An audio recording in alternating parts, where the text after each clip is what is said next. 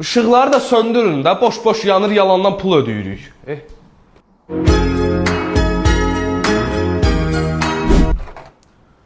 Ayətə, bu xaladenikdəki suyu içirsən, təzədən doldur qoy yerinə də.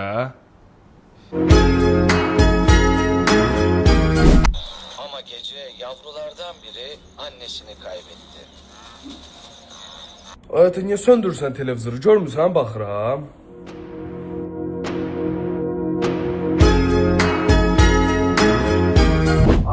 Qəpikləri götürürəm, sonra yalacam. Ayətə, dəymə o qəpiklərə, yığıb 1 manat eləyəcəm onu. Deyirsən ki, 1 manatı. Telefon alacam. Bir manada telefon olur. Gedək göstərim.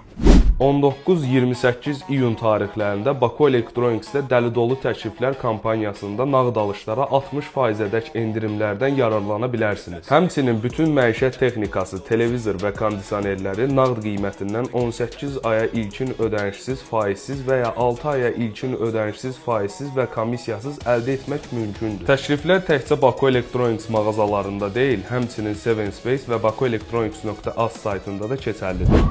Bəs oğul, bu mikronovkanın gündəlik qiyməti neçəyə düşür? 37 qəpik. Nə gözəl, alırıq.